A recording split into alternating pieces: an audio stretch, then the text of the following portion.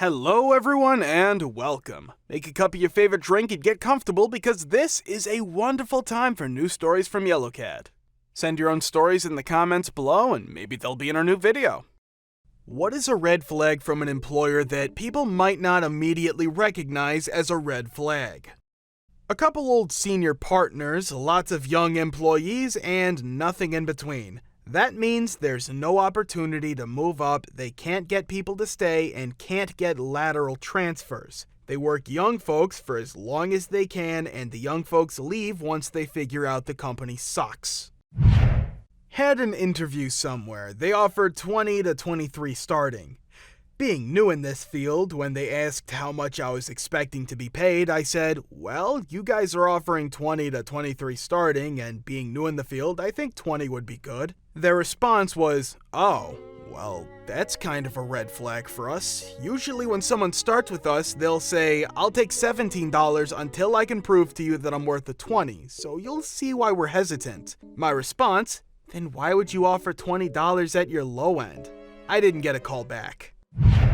Trying to rush a decision out of you once the offer is made. I once interviewed with a company where I would have been relocating across the country to work for them. There were 3 rounds of interviews and they left me completely in the dark for weeks on end between each round before inviting me to the next round within just a few days of when the interview would take place. After the final interview, it was over a month of silence from them until they made an offer but told me I had less than 24 hours to let them know my decision. I would have been moving 2,000 miles away from home to a place I had never been or even seen before. Interviews were completely virtual. They wanted me to start 6 days after the offer had been made. When I asked if there was any flexibility for me to have more time to think it over or have more time to move out there, they said no. They needed the decision the next day, and if I accepted, I would be starting in less than a week. I declined the offer. There's a misery wall when walking into work. When you pass a certain point in the building, the feeling changes significantly. If you know, you know. Yes, I was interviewing at Wayfair in the corporate office. I was in their normal waiting room. Everything was fine and dandy. Then I was sent to sit outside an office near the back of the place where my interviews were going to be held. I sat there 3 minutes, looked around at people, had a sense of dread, and left. I walked out and told the receptionist, I can't do this here. It's not what I want, and left. I got called 3 times after asking if I wanted to reschedule. They seemed way desperate. My interview experience there was by far the worst I've ever had. This was 3 years ago, and I still get annoyed just thinking about it. First red flag was that I had to pay for parking, which is not cheap in Boston. I was expecting them to validate, but I had to shell out over $20.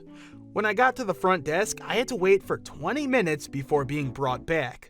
By the time I got to the conference room, I noticed that almost everyone was younger than me and most likely right out of college. The HR rep pointed out the beer taps and free snacks, which may seem cool initially, but I got the feeling this was one of those places that expected you to stay late with after-hours mandatory fun. We passed a huge conference room with more than 100 people, and I was told it was an orientation. That either meant the turnover was incredibly high or they were hiring way too many people and layoffs were likely months away. According to the thermostat, the conference room where I had my interview was almost 80 degrees. I was in a full suit in the middle of the summer. Nobody seemed to notice or care during the entire interview. There were also no other offices or cubicles on the floor since they had the brilliant idea of making everyone work on an open floor, including the CEO. Half of the people were standing at tables with half a dozen other workers, while the other half sat in lines next to each other with no dividers. You'll have more privacy at a Starbucks.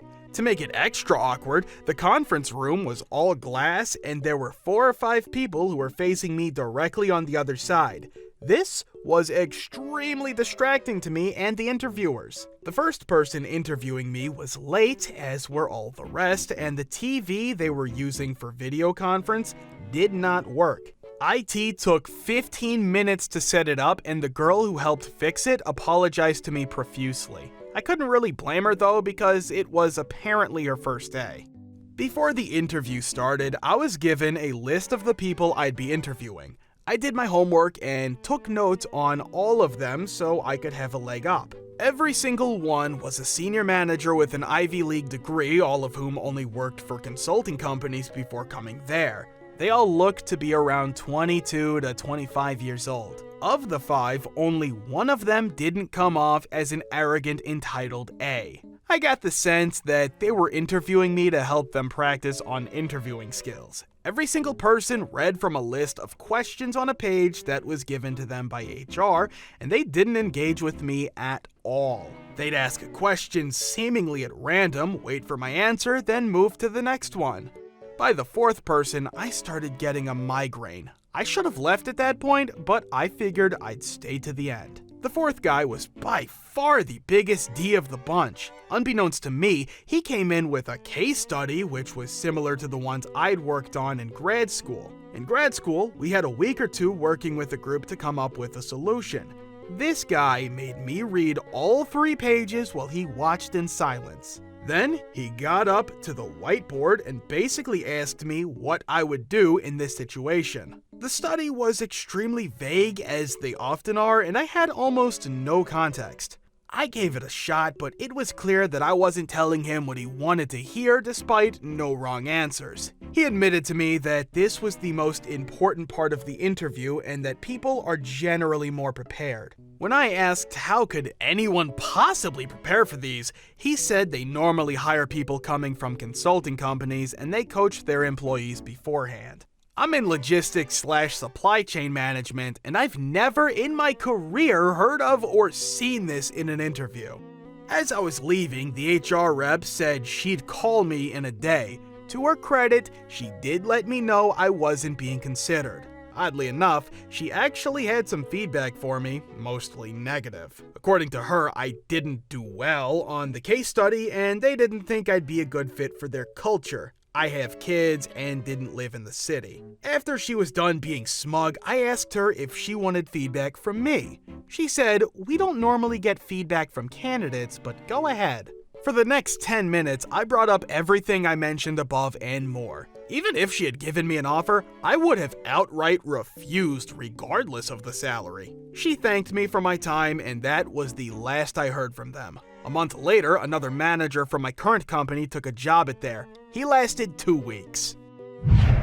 Anything that the manager says in the interview that doesn't line up with the job description. Yeah, we posted it's a manager level position, but this is actually a coordinator role. Yeah, the description says travel is 25%, but it might be closer to 50. It just depends. We did post it as a remote job, but we prefer people to be in the office X days a week. Yeah, we phrase it that way in the job description because corporate says we have to. All of those are red flags. Anything a company is vague about should be a red flag. The sink or swim technique. It was my first day as a cashier. I got a couple of hours of training, then I was by myself and we were dead. All of a sudden, this rush came in and I was asking for help. The manager goes, "Sink or swim, we're busy back here, figure it out."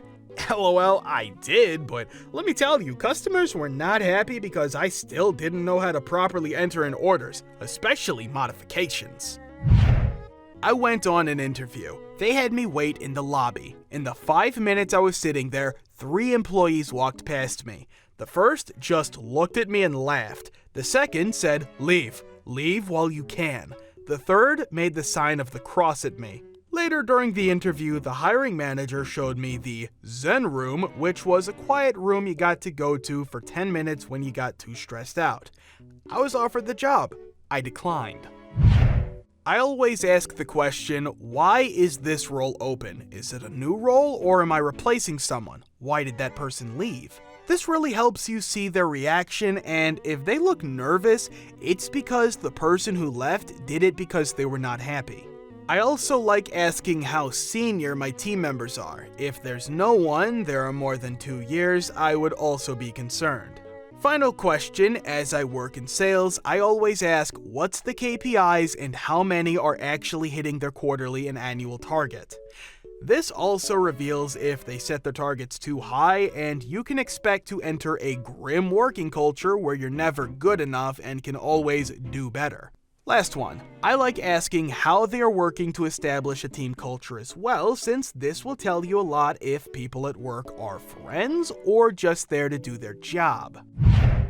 I interviewed once at a very huge organization that had a site in the town I was living in, and these guys were so proud of the new top-of-the-line facilities. When they took me on a tour, they pointed out the lovely Zen garden area that was made for employees to go unwind and clear their heads. The problem with it was this area was positioned directly across from all the higher-ups' offices.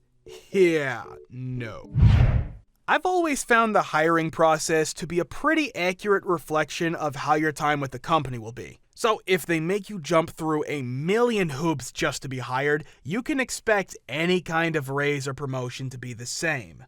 If they are asking you your thoughts on conflict, then you can expect that you'll be working with at least one difficult person who is a known problem employee. If they say fast-paced/tight deadlines, then expect to work overtime. If HR is a mess, then don't expect good onboarding, etc., etc.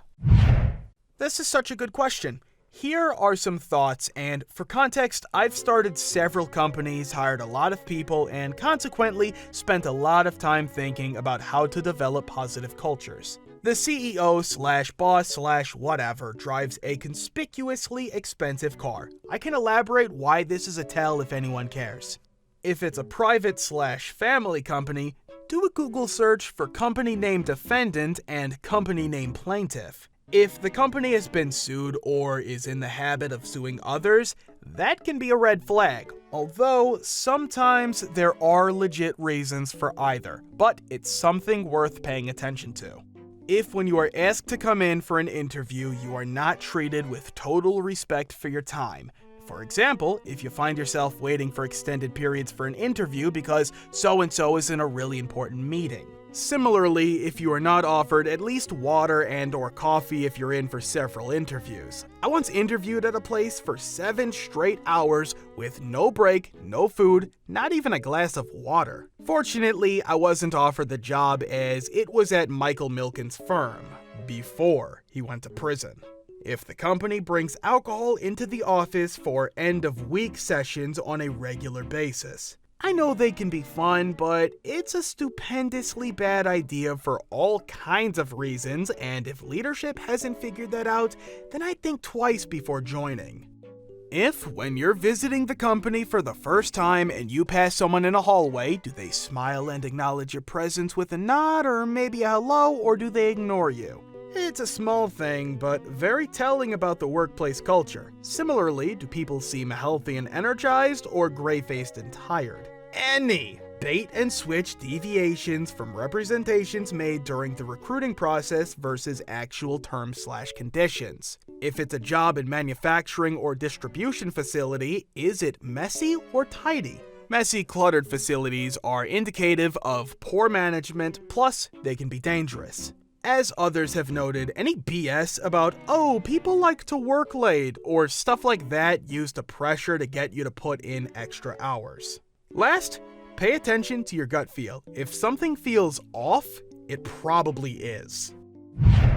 Unlimited time off means that you will never be taking time off ever. Management will judge the H out of you for attempting to take a mental health day or a vacation. The people who take the least time off will wear it like a badge of honor. The last place I worked like this, the owner would lecture us every year about how he's never taken Thanksgiving or Christmas off, and look how well the company is doing. Then he'd give you the stink eye when you wanted to take time off to be with your family for those holidays.